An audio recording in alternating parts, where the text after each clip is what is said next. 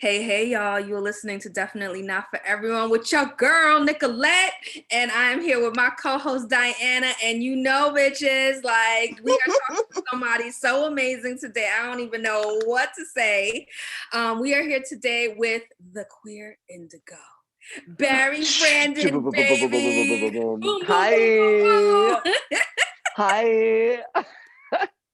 Hi. So Barry is a creative curator, community influencer, entrepreneur, and creator of For All Humans and so much fucking more. Okay. I was only introduced to you through TikTok, and like, as we all fucking know, pandemic has been shit and horrible.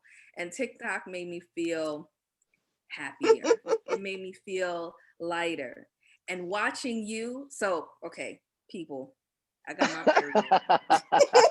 And when I have my period, usually I feel really like ugly and, pasty and just yucky. I watch your videos, boo, and I am the fiercest thing around. Yes. I go in. I'm like, yes, and I'm walking with you. Please, you can't I'm walking with you. I'm like, yes. Yes. Okay. Strutting from like the kitchen to the bedroom to the whatever. Yeah. Yes. So I have you here today really to say thank you. Thank you. Thank you. Oh no. Thank you All so that much. you do for your posts, everything. The walk, the confidence, the love, I feel it all when you do what you do. And I just wanted to say thank you for that.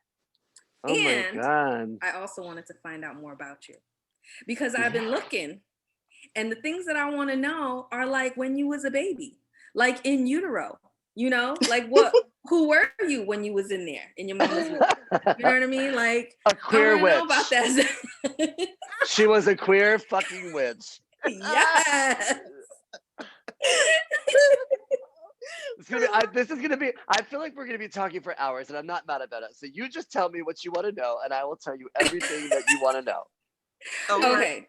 We're gonna start. So, yes, I want to know the beginning. Okay. Yeah. I want to know about your childhood. What were your parents like? What kind of child were you? Did you have siblings? Like all the like foundational things.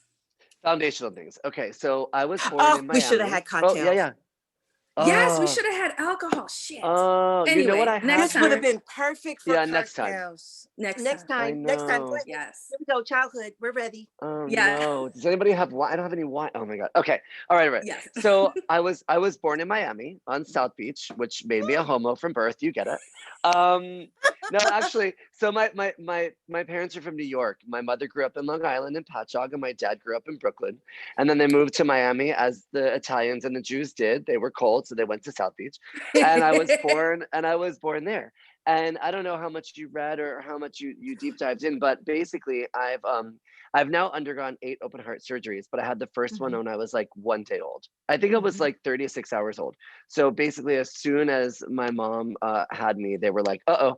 And then there was like immediate surgery. So I had a very strange upbringing, to say the least. I mean, I say that from like, it's a strange thing to even say because it's all that I've ever known. So for me, it's normal. But I guess as I've gotten older, I've realized that it wasn't. You know what I mean? So I'm like, I look back at myself with the condition that I had, and I'm saying to myself, well, that's the only norm that I know. So to me, it's just what it is. But then in talking to people, they're like, oh my God, that's crazy. I'm like, is it? So I guess as an adult, I learned that my life wasn't quote unquote normal. And what is normal anyway? I guess what I'm saying by normal is like, it wasn't the standard of a childhood where you like went to school. I was like in the hospital half the time or back and forth, you know what I mean? So, but it felt very regular to me. I didn't even realize that I was different until I was like, maybe, I don't know, maybe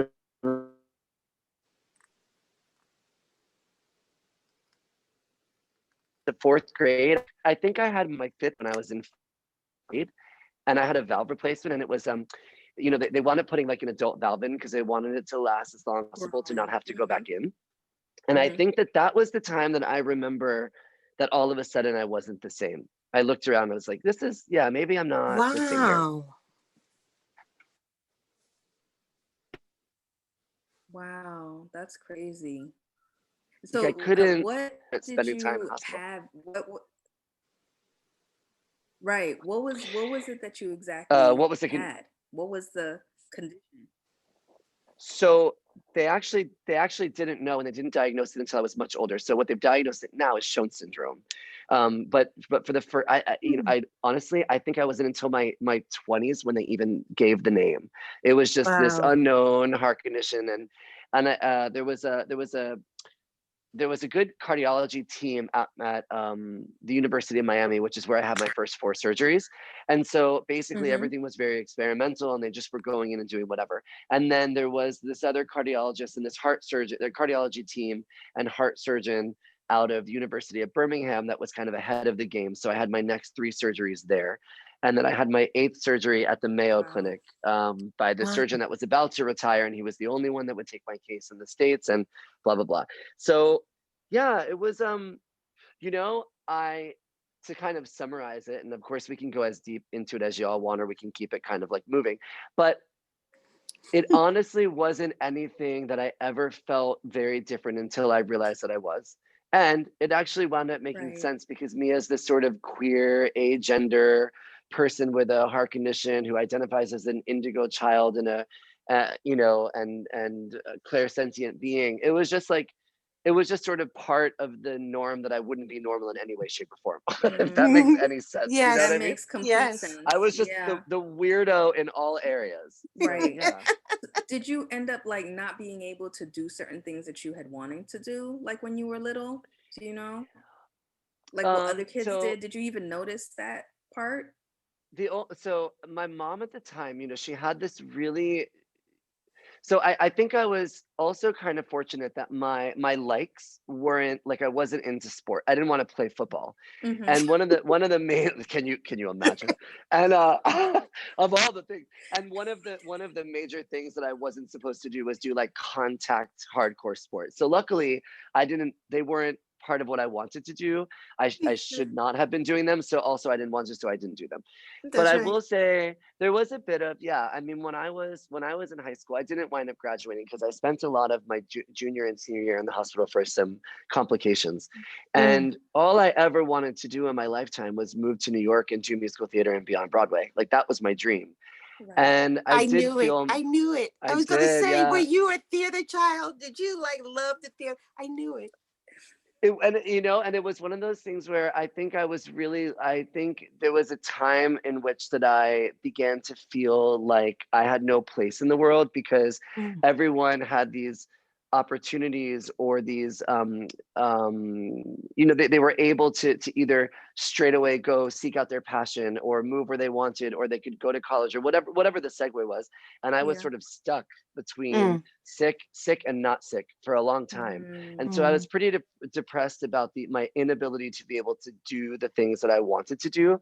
And it Right. wasn't until I had my 8th surgery when I was like 27 that I finally Oh, you breaking up. can go to what I wanted. Sort of, oh There no, he is. am I Okay. back?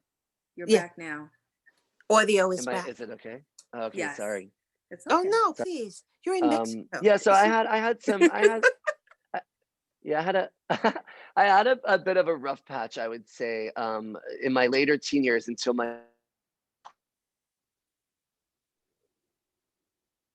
I felt very displaced, very behind the able to execute my passions, and I also felt very like underdeveloped in the sense that I didn't have any skills. And I think that the Uh, part was like I didn't have any skills because I couldn't, I tried to go to college and mhm.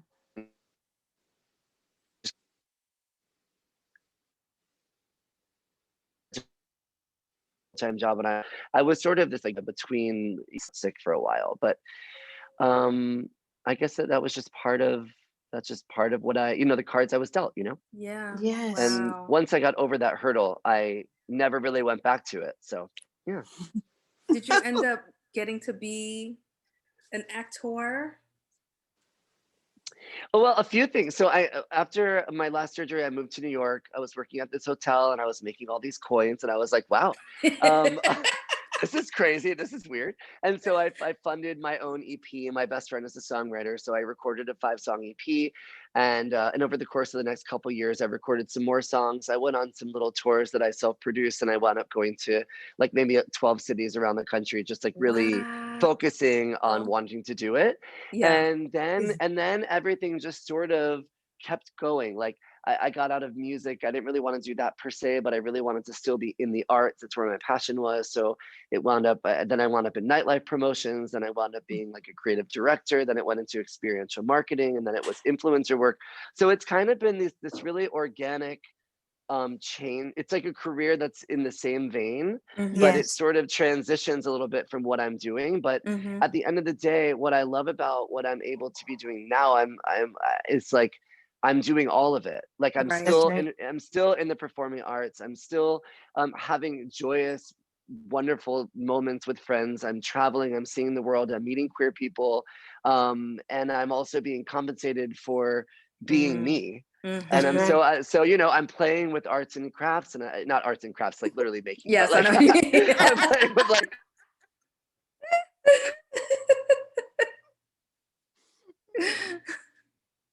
the art and performing, but on my own terms. And I was in a movie, and there was a documentary done on me. So I've been in front of the camera a bit, and also behind it, but now I'm back in front, and it feels, yeah, it's good, it's fun. Nice. What Yeah, do your parents? the influencer world is not as easy as what people think. Yes. I can imagine that it's not.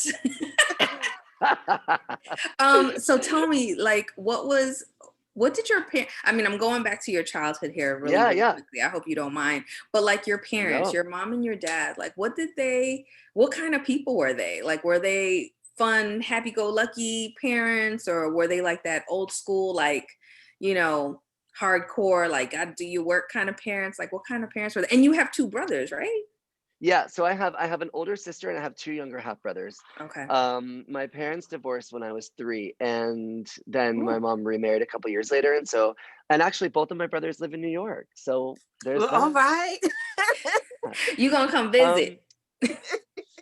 oh yeah, absolutely, Good. absolutely. I have to go. My brother's girlfriend is a tattoo artist, and she tattoos in Brooklyn, and she did my Oh, I that's she did all my tattoos. I have 6 of them. She did them all. So I have to go back and get 20 more. So I'll be there soon. oh my Okay, goodness. good. Fabulous. Oh Oh my my goodness. gosh. Okay. So it's kind of a difficult, complex conversation about my parents, because when I was younger, I viewed my mom as this like light, and she's fun and she laughs a lot. But Mm, over the years, she's become extremely more conservative in her views politically, and also with her mm, Catholic religion. And it mm, definitely has driven a wedge between our relationship, because unfortunately, I came to a place a couple years ago where I no longer permitted any kind of um, anyone that I felt that wasn't backing a place of equality for every human being. I mm, really took a position that I just can't approve that anymore in my life.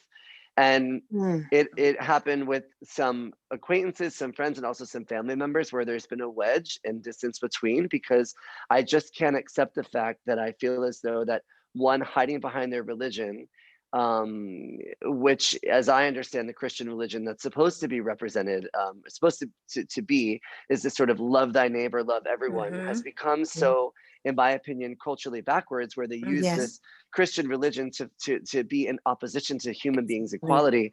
And it Yes. just doesn't really sit with me. So I had a great time growing up, and then as an adult, as I've gotten older, it's driven a wedge. And Yeah. my Mm, dad, from a much earlier age, was quite conservative in his views, and so I noticed it with him a lot earlier in my lifetime. Right. mm. Whereas my mom sort of got, I think, sort of it happened as the Later years are on. going by. It's becoming more so. But my 2 younger half brothers are extremely radically progressive. I Um, know they are. They walked with they're you. Yeah, they What? sure did. They And sure one of them did. had heels on. I was They both did. like, yes. No, one Listen, they had like both had heels. One high ass had like, heels. uh-huh. Yeah. Yes. Yeah. So this is what happened. I was living in Chicago at the time, and they came to visit for the holidays, and we were texting, and I don't remember if I said it or they said. Honestly, I don't remember who said it, but someone was like, "We need to walk," and I was like, "Oh, there's heels here if you need them," because my roommate at the time wore the same size as my brother, so he had extra heels because he used to walk in on the videos. Right. And they were like, "Yeah, absolutely." So they came. My brother Bobby picked the song because he loves Britney Spears. And my Yes. younger brother Anthony, the one that was in the high shoes, he does Yes. jujitsu, so he has like really amazing balance. So Balance. it was really funny because when they tried on the shoes, they had tried on the opposite pair. My one brother could not walk in them, and I was I like, maybe. figured. I was like, maybe switch them. So Anthony put on the other ones, and he stood up, and he was like this, and he was just gliding around like a fucking drag queen. And I was like, yes, that's exactly how you walk in them. So then we did those 2 videos, and it was like it was amazing. That's It was awesome. really- I love that. I saw is that and I was like, oh my wonderful. God, it makes me so happy to see family, I know. love on you. Support, Yeah, you know? It's I so love important. that. Yeah, I love that. yeah, I love they're that really so much. awesome. Yeah, they're cool. They're Oh, they're always trying to go to the queer bars wherever we are around the world. They're Oh, like, can we go? It's more fun. Where are we going? What are we doing? so tell I me, love what life are you leading now? that. What is your everyday like? We Well, already know, but I want you to tell the audience so they Yeah. could be jealous. No. They could be jealous too. it's actually really, honestly, it's really low key. I mean, I'm fortunate. Mm. My best friend and his husband, and Levi and Jose, I don't know how many videos you watch, but they're in many of them. Many. Yes. Um Are they so your partners in they're For All Humans? no, Mm-mm. Jose is my best friend of 25 years. We went to high school together. Can you believe it? Mhm. And Levi I've known for like, I think at this point like 10 years or something. Oh. So no, they both work remote. So they're usually working Monday through Friday, like not 9 to 5 ish, if you Mhm. will. My days are really low key. I'm freelancing. I mean, my experiential work is a no go at the moment because no one obviously is doing any kind of physical event. So I'm in the midst of pivoting. I've been fortunate. I've been getting some freelance work, doing some consulting for Mhm. LGBTQ consulting for some brands and businesses, and I was producing some digital events for some clients last year. Mhm. So now I'm doing some influencer work. What is that like? So really, Sorry. the day is full of my dog, my Aw. pup, and myself. And Aw. sitting by the water. Did I lose you all? Just for a little moment, but it's okay. I wanted to know, what is influencer work like? What does Yeah. that mean I was just exactly? about to ask that. No. Hi, are you there? Yes. Yes. Can you We hear have your us? audio. So that's great. Yes. Okay. Oh, there we go. So sorry. So I sorry. see Here I you. am. Oh, No please. worries. So what is So influence? so it's like pool, beach, dog, sitting and just relaxing and just spending really quality time with my best friends. Aw, I love So that. sweet. So you mentioned influencer work. Mhm. What is that about? Yeah. Listen, it happened. Okay, so I don't know how familiar you are. My friend Josette is like a mega TikToker. She's got like 9 million followers on that platform. Wow. It's like nuts. And she's the one who got me to start doing these walk videos, because how the walk videos came about is I was when I going to used to ask. work in when I used to work in nightlife promotions, curating and producing and promoting parties, I just used to walk around a lot of the times in heels, and I would walk to the beat of the music and I would interpret it different ways. And I know her because I used to produce this show called Sing for Your Life with Jose. He was one of the judges and producers as well. And she was on season 1 and she won the show. So we've been connected for like 8 years. And she got onto TikTok like last year and a half ago, when it started booming, and she wound up having this really big presence there. And so she came to me and she was like, you need to get on this platform. I get that these other platforms, they don't really get you. It doesn't really make sense. But I'm telling you, you just need to walk and let people see what you do. And I was like, I'm not doing that. She was like, no, just trust me, just do it. So she came to visit Chicago, and me, her, and Nicholas walked in a video to this musical Heathers. And She's the I posted first it on my video, right? page. She's the first video. Yeah. Yes. And so she posted it to her page, and I posted it on mine, and she went on her Instagram and just told her audience to check me out and follow me. And all of a sudden I had all of these views, and I was like, what's happening? So the next day she left. She was on a TikTok tour basically, and they had a presence at some festivals, and she was like the girl with the microphone. So she left, and my friends and I were going to brunch. My friend was visiting from Atlanta. Her name is Megan, and it was me, Nicholas, Jose, and Levi. And we were waiting for the Uber, and I said, okay, listen, before we get in this Uber, Megan, can you just like film this really dumb thing that I have in mind? And it was the 60 that walk thing that we did. Yes. And so I posted it while we were in the Uber going to lunch, and while we were sitting, kikiing, having cocktails. I hadn't turned the notifications off of TikTok because I had just really gotten on it. Yeah. And my phone was like Blowing literally up. blowing up. And I'm looking at the notifications, and everyone's like, what is that? I'm like, I don't know. So I open the app, and I've got 10,000 views, 20,000 views, 100,000 views, 50,000 views. And the thing was off the chain. So the next day I was like, okay, we're going to do it again. But now we're going to wear all black. We're going to go back to like that cute, like our normal, typical kind of vibe that we've got when we're in nightlife. And we did the Do It Again video that Robin sang. And that one went like worldwide viral. Wow. And I'm sitting here and I'm like, what the fuck is happening? And my friends, like, we're laughing about it. And it was like really just, honestly, we did it for like no fucking reason. Like we just did it. Yes. But then something really crazy happened where I began to receive, and I'm talking like from that day, like they started the day so when I posted that video, she went viral like the same day. And so the messages began in that moment. And it was people from around the world that were like, I've never seen this kind of representation. I've never seen this visibility. You know, some people would say, and I'm not saying for me, I know my community, so I know that we exist, and I've seen many of me before. But these messages were coming from people that were in like, the Middle East and Africa that were saying, we have never seen like a male bodied person with a heel walking in this manner so fluidly. You know, please keep doing this. You know, we can't walk outside in our own being ourselves. It's very unsafe, blah, blah, blah. Yeah. And so I started having this really contradictive feeling of like, I'm over here thinking that I'm having fun with friends and we're kikiing and just doing these really dumb videos. And then I'm receiving these messages of the impact that they're having. And I had to sort of check myself in this moment. And I was like, visibility has never stopped being important. Like here I am living in this fucking queer bubble where I live in Berlin and I live in New York City and I live in Chicago, and I can walk out my street at any time, anywhere, because I'm passing enough to be myself, to be male-bodied and male-figured and whatever.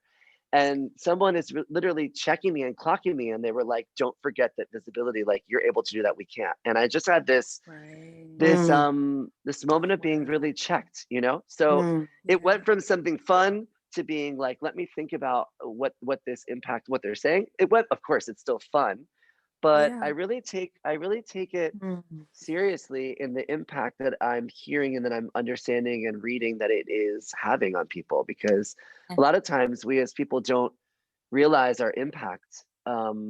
We hear about it or we read it, and then we sit with it for a minute, and then we're like, yeah, I didn't see, I didn't, I don't think of myself as a life changer, right? So I'm walking through the world as I wish, as I please. Yeah. And if I can impact someone's life positively, I want to be able to do that. So I'm sort of expanding upon what else I can do to continue to introduce my audience to other queer people that are walking so freely in the world, and connecting with people that live globally to showcase visibility in other cities and other countries, so it can maybe become contagious to keep kind of letting people live more authentically and freely, That's why you started the walk tours, right? Is that why you started the walk tours? Totally, because I was getting these messages. People were, so the thing about TikTok was really cool that wasn't available on any other platform is people could do them back. You know what I mean? Like they could like recreate the video and post them. And they were doing so many of them, and I was getting these messages, and I was like, I just am such an in-person person. And I was able to get around to these cities. And so I was like, let me just go to cities and post where I'll be and when, and invite anyone. Everyone is welcome. Everyone come and join. Meet me at this location at this time, and I'll teach you the choreography, the walkography, and we'll just do it as a community. And so that's what I was doing in those first months of 2020 before COVID. But it got crazy. Like I was in Houston, and I think there was like 20 people that came. I went to LA, in June over Pride, and we did it with masks in West Hollywood, and for Pride Week, and I think there was like 35 people that came, and I was like, you know, it just was really cool to I can't, see people coming to just spend their time and share Like, space to yes. be able to I can't, create I some can't wait. queer shit. Yes, I can't wait. I can't wait till you start doing it again, and I can't Mhm. wait till you come to New York because I am coming. We are going to be there. I We're going to am be there. coming. Listen, We are Because and my y'all gotta walk tell is, me the okay. location. I know my walk is fair. You have not. Let me tell you, people stop me in the street. They're like, what are you doing? I'm like, walking Walking. to the beat. I'm walking. Yeah, totally. Same. Walking. Yes. So I relate. Yes. I love you. You're my spirit. Yes. Yes, we Oh were my saying that God. you're our spirit animal. Yes. Oh no. Yes. I just like, well, Yes. thanks. I feel like I'm It talking must so be much. weird, right? No, you're not, but it must feel weird though, right? Like getting all of this love from just being you and doing something that you love. Like most people don't realize how much love they could how much love they deserve. You know what I mean? It must feel kind of weird and like overwhelming sometimes, I'm sure. It feels, you know, it feels so I had this I'm trying to find a way to break this down super fast so we don't go on this like deep dive into self-value. But for a long time I didn't have like value, right? Like I felt good about certain things about myself or what I did, or some ways I felt confident, but I lacked like sort of gut intuitive value in myself. And one day I got it. One day it just sort of clicked in it with an aha moment. A friend's mom, who's a life coach, just, you know, we can hear something said a million times, but sometimes you hear it from one person Right. a certain way at a certain moment in your life, and it just clicks. And so Yes. I had this sense of value a couple years ago, and so it still feels, I feel in some ways I feel unworthy, just because I don't ever I never will think of myself as like a celebrity or someone who deserves any additional love or validation or support than anyone else would ever receive. So I Mm, think of myself as the same, just another community member who happens to be more visible with my social media platform, and more people happen to have seen it. But right. I don't equate those views to any less than what I would give to someone that I saw. Let's say I saw someone outside doing street art and they were so amazing and brilliant. I would give them the same love to a person with 1,000 followers just because it's amazing what they're doing. So I Yes. have this sort of contradictory space of feeling I have value and I welcome the love, but I Hmm. also feel unworthy for the amount, as if it's not evenly distributed for the other queer humans and people of color that are also creating space and art outside of gender norms that maybe just don't have the same visibility that I do. So it's like I welcome the love, but I also don't. I feel that it needs to be more evenly distributed, and that's why I think I am trying. Why I try to introduce so many new people to my Yes. audience, so that they can Hmm. see how that I'm not one in a million. There's so many of us, That's, Right. and I welcome the love, and I also additionally want you to know this person and this person and this Right. person. that's You know? Right. right. Right. Right. Yes. That's right. And that's why we love you. Because you can feel that giving spirit. You can Hmm. feel the humility, and you're humble, but you're fabulous. You know, you're enjoying the moment and you're willing to share that moment with others. And that comes across. And that's why we adore you. And we thank you Thanks. because we feel Yes. included too. We Yes. sure fucking do. And that's the Yes. biggest thing, is that inclusivity. I just feel like, I don't know. I mean, so many people have different ways to be an activist, and I used to be really afraid of that word, Hmm. because I felt for me that it came with a very like when I thought of activism, I my mind went to the civil rights movement and the Right. impact that those activists had specifically for fighting against that at that moment, and how full of blood and sweat and Yeah. homicide and all that entailed. It felt it like activism to me. I had this like extreme approach where I didn't feel that I was on the front line the way that I viewed activism to be. But what I realized is that in the last couple of years, watching pop culture, watching recording artists, watching my friends and community members, is activism is so personal. And everyone has the ability to be an activist when it feels that they're doing what they can be doing. So for me, I just feel like my level of activism at this point, and I'm sure it will change over the years, and I hope that I can be even more impactful, but I just feel like visibility and inclusivity is my way of my activism for right now, is like hopefully making people feel welcome, included, and seen. Yes. Because I feel like so many people don't feel seen, and I want to see people. So, that's where I'm at now. But I hope to partner with organizations to be more impactful with my activism, to raise even more awareness and money. But that's kind of where I'm not. But like that's where my mindset for my version of activism is for now. That's what's next. Yes. Yeah, that's what I was gonna ask. The answer now. What's next? You done did it. So what's next? And you just wrapped it all up for us. Yes. Well, so I'm working on a few projects behind the scenes, and we'll see which ones come to fruition. I'm kind of one of those people that I have a lot of thoughts in my mind, and then I kind of get groups together that I'm thinking about these projects would work well for. So there's a couple things. One of them is my friend Josette and I have this web series in mind, and we have our proposal. So we're going to start to seek sponsorships for that. Nice. And I'm thinking about doing a podcast with acquaintances of mine that live two or three queer humans that live in Germany, Mexico, and Argentina, to give a sort of international queer perspective. That's wonderful. I'm also looking to work closer with an organization out of Canada called the Rainbow Railroad. Are you familiar with them? No. So Rainbow Railroad is a nonprofit organization that basically assists LGBTQIA plus individuals getting out of unsafe countries into safe countries. So they financially, basically they fundraise how they can, and then they use that money to move people out of unsafe countries into safer spaces. That and for is me, wonderful. I can't think of a more like for the LGBTQIA community, I mean, there's a million things that we need to be addressing and fighting for, and seeking for more equality, as well as I'm sure the fight in Black and Brown and people of colors viewpoints as well. We're kind of in the same sect, if you will, of the need for equality. But so that's period. And then side note is, and now take that and amplify that by the fact that if they walk out of their house, they feel as though that they're going to be shot and murdered, which isn't so different than we have issues in the States. We have it as well. So it's kind of like, how do we do all of it at once? So that organization is specifically, their mission is to get LGBTQIA people into safety.